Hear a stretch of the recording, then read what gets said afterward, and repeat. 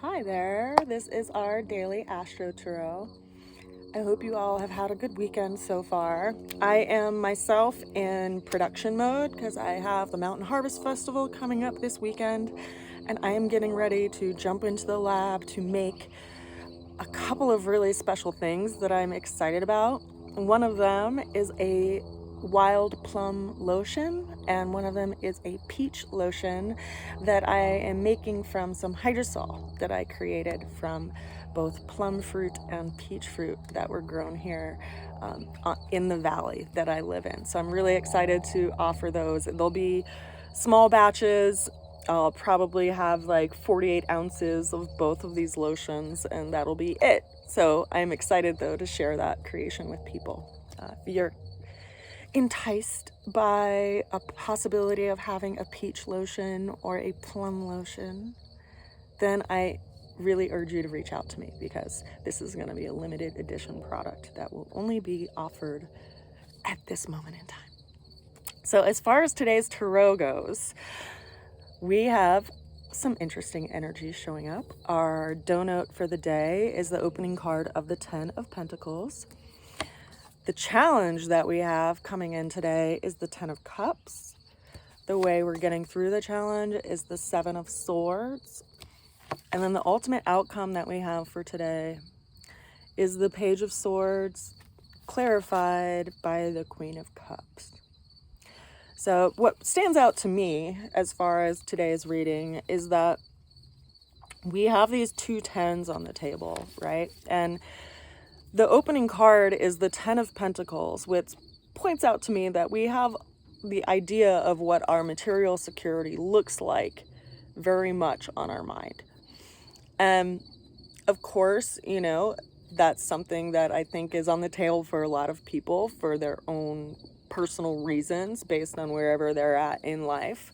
But I want to just point this out that, you know, no matter how rich or well off financially someone gets to, there really isn't this place of like attainment of security, because even if you speak to the most rich, you know, financially rich person in the world, they will tell you that like they can't stop in this mission to earn more income. It becomes almost like this unquenched beast, because there's always the fear that they're going to lose it, right? If you don't continue to build it and you continue to spend it, then there will be a deficit if you don't continue to add more energy and effort to creating this stability. So this idea of, you know, material security is a bit of an illusion in a lot of ways. And it's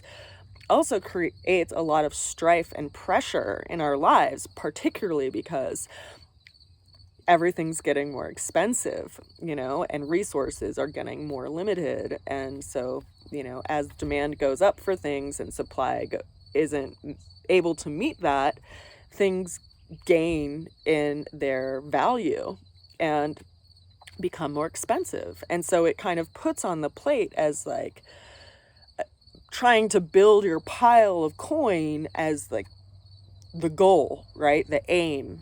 And that is going to bring this space of relief.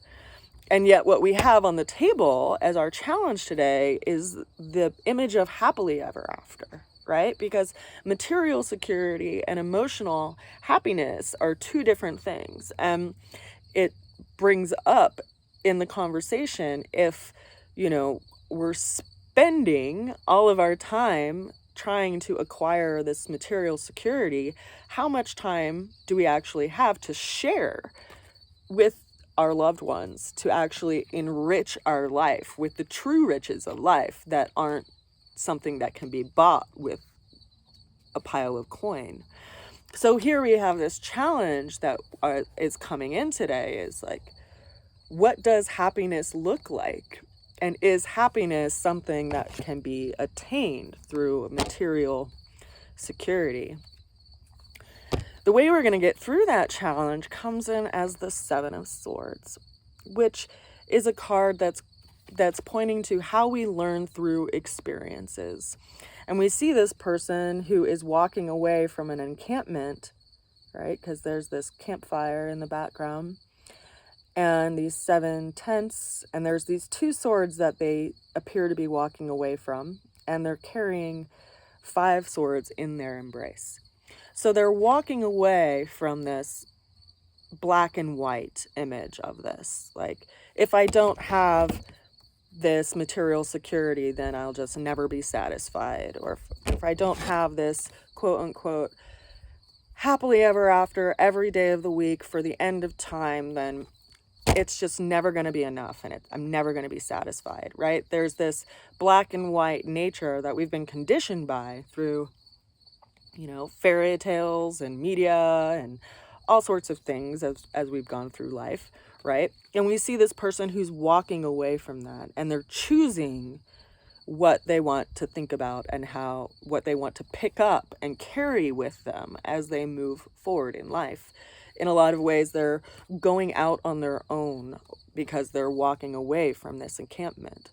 And so it's like gathering up what you feel like is useful and walking away from what is no longer useful. There's this discernment quality around where we put our thoughts that's being mentioned by this 7 of Swords that we have on the table. Now, the ultimate outcome that we have for today was a combination of 2 cards. We have the Page of Swords that showed up, as well as the Queen of Cups. And these 2 characters are mentioning, a couple of different zodiac signs. The Page of Swords is bringing up the energy of Gemini and communications and this kind of energy of how we see how we see things, how we describe things, how we look at things. And then we have the Queen of Cups, which is this energy of the mother, right? And what she's preparing to bring into the world. It's this active emotion energy, which is often associated with the zodiac sign of Cancer, which is governed by the moon. So interestingly enough, the moon right now is in Cancer, and it is in a square relationship to Jupiter, which is over in Aries. And we have Mars, which is up in Gemini right now, and Mars is going to be in the sign of Gemini for longer than any other zodiac sign for the rest of this year and into next year. So it brings up like this idea around how we initiate conversation and what engages us in conversation and where we feel called to communicate, and also how we see things internally around, how we show up to the world and how we engage with the world.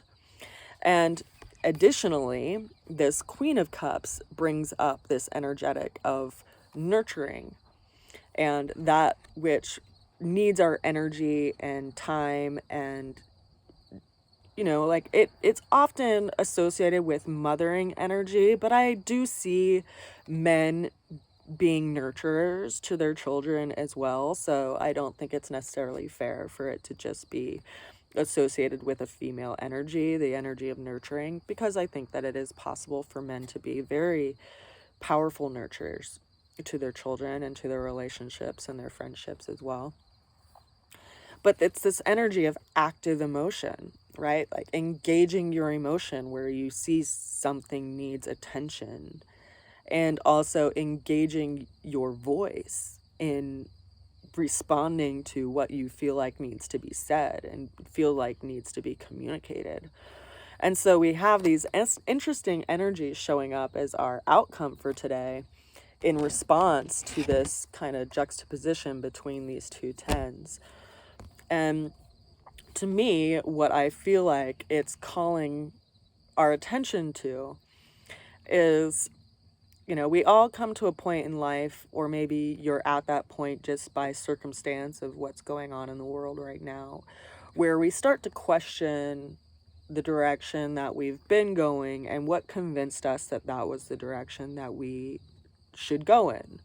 Or, that at this certain point of your life, you should have XYZ, you know, checked off on your list, and then you should be able to move on to, you know, ABC of the next level or something, right? There's this internal dialogue that we have to work with in response to this conditioning that we've experienced through our cultural experience and wherever we grew up. And at some point in our life, hopefully, we begin to question that. And if the value of our life is determined by this